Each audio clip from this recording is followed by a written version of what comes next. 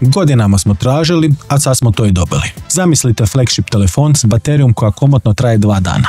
Ali, može li ovaj telefon nadoknaditi sve ostalo? Ovo je novi OnePlus 15.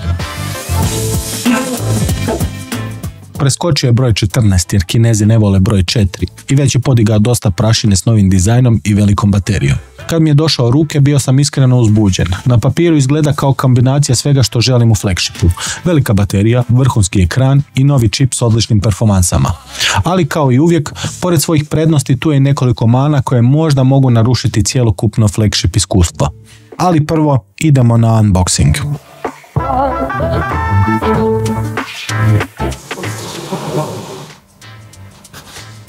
Crvena atraktivna kutija, opet je velika i kad sam ga gledao u izlogu mislio sam da možda dolazi punjač uz njega.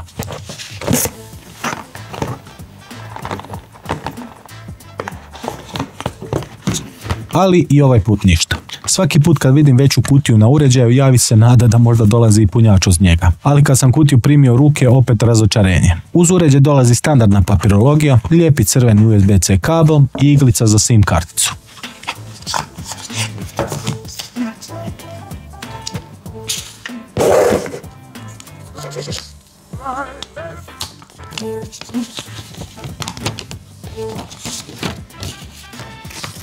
Zanimljiv prvi dojam. Vidi se Apple utjecaj u novom dizajnu.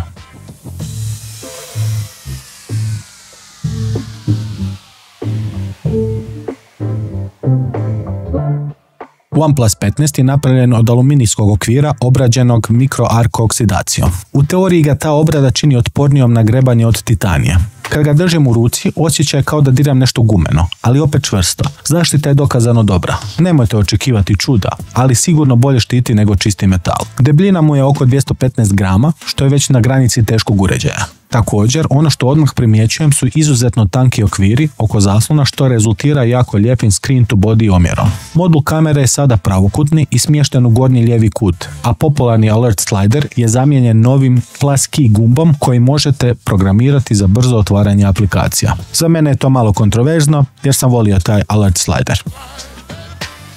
Ekran ima Gorilla Glass Victus 2 zaštitu na prednjoj strani za bolju otpornost na padove i ogrebotine. Posjeduje IP6869K certifikat za otpornost na vodu i prašinu, što znači da će preživjeti duboko uranjanje, kišu pa čak i direktni mlaz od mini Boscha. Novi trend je sad ugrađivanje magneta za MagSafe dodatke. Ovaj uređaj to nema. Još uvijek se oslanja na maskice.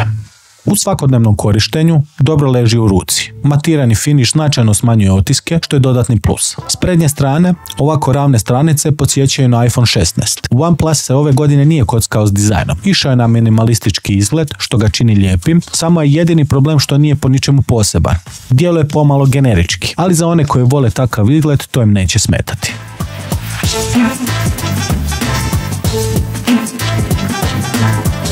Dolazi sa 6,8 inčnim LTPO OLED zaslonom rezolucije Full HD+, s omjerom 20:9. Ima adaptivno osvježavanje od 1 do 120 Hz, a u optimiziranim igrama može dosegnuti do 165 Hz. Sve je to standardno i očekuje se od flagship uređaja. Ali ono što me posebno dojmilo je odličan povrat kod tipkanja na zaslon. Mnogi toga nisu svjesni, ali kad probate uređaj s takvim povratom tipkanja, nikad se više ne želite vratiti na staro. Svjetlina zaslona ide do 1800 nita, što znači da je čitljiv i na jakom suncu. Boje su odlične, kontrast dubok, a scrollanje izuzetno glatko. Manja primjedba je što su smanjili rezoluciju zaslona u odnosu na prethodnika. Nije to toliko presudno i teško da će se golim okom primijetiti, ali opet moram naglasiti.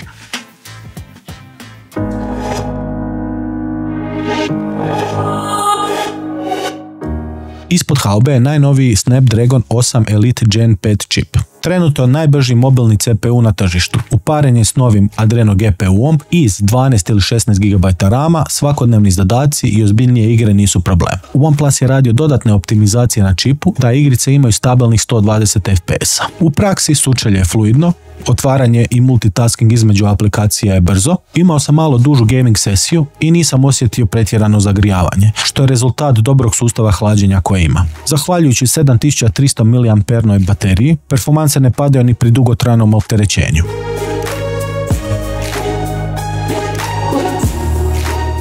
Dolazi s Oxygen OS 16 baziranim na Android 16. Sučelje je glatko, minimalističko, s tim da ima malih naznaka iOS-a. Novi Plus Key gumb po uzoru na jabuku može se programirati za 9 različitih funkcija. Također novi OS uvodi i set AI funkcija poput AI Detail Boost, AI Unblur za poboljšanje fotki. Tu je također i Circle to Search opcija koja omogućuje brzo pretraživanje označenog sadržaja. AI integracije nisu posebne, ali nisu ni natrpane. OnePlus obećava 4 godine Android nadogradnji i 6 godina sigurnosnih zakrpa, što je važno za dugovječnost uređaja. U zadnje vrijeme vidim trend, pogotovo kod kineskih proizvođača, da se svakom iteracijom softvera vizualno sve više približavaju iOS-u, što primjećujem i na 15-ici u ovom Oxygenu. To može biti dobra ili loša vijest, ovisno o vašim preferencijama.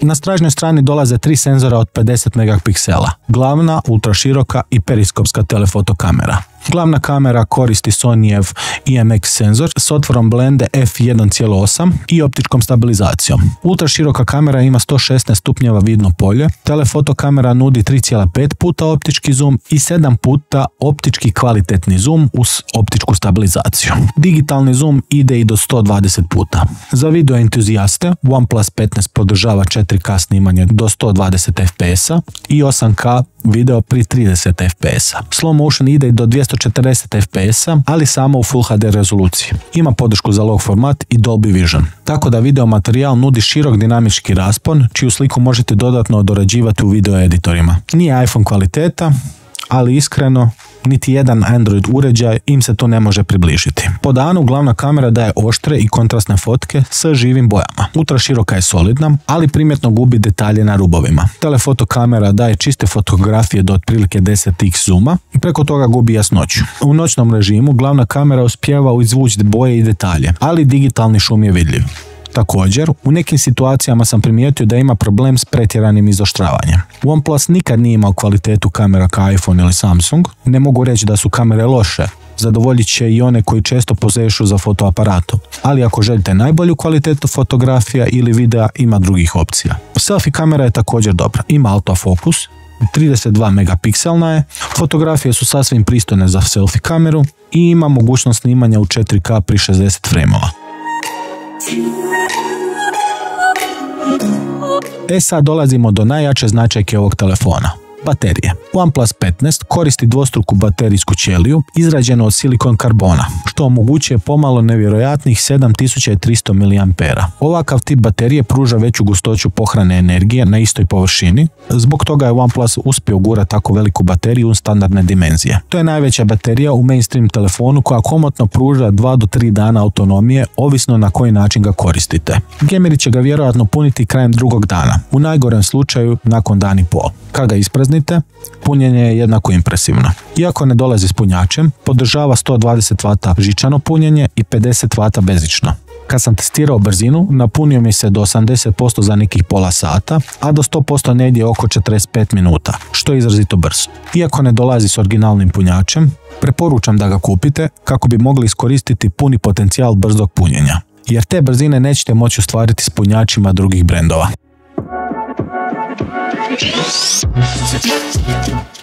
OnePlus 15 je telefon koji definitivno pomiče granice autonomije i performansi. Ogromna baterija, brz zaslon i moćan čip čine ga idealnim za korisnike koji žele dvodnevnu autonomiju i vrhunsku gaming izvedbu. Dizajn je robustan i modern, ali opet pomalo generički. Fotografije ponekad djeluju umjetno zbog pretjeranog izoštravanja, ali to opet ne znači da nisu dobre, pogotovo ako koristite puni potencijal RAW fotografija. Kvaliteta zvuka i stereo zvučnika je glasna i bogata, premda baš nije toliko dubok kao kod nekih konkurenata, što možete čuti u nastavku.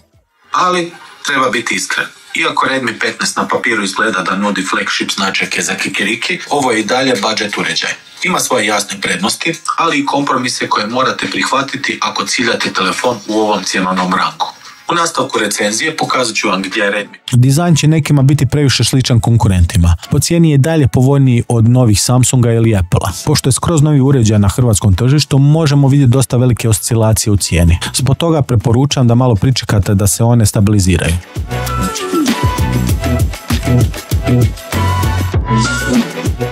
Ako želite telefon koji traje i traje, volite igrati igre ili streamati bez stalnog punjenja i solidne kamere, OnePlus 15 je fantastičan izbor i svakako bi ga preporučio. Također je izvrstan za one koji žele robustno kućište i brzu mrežnu povezivost. Međutim, ako ste entuzijast mobilne fotografije koji traži savršeno precizne snimke, možda ćete biti sretni s iPhoneom 17 Pro ili Pixelom 10 Pro. Generalno, ovo je odličan telefon za svakoga i niko neće biti razočaran s njegovom kupovinom. Ono što ga dijeli s ostatkom konkurencije su sitni detalji.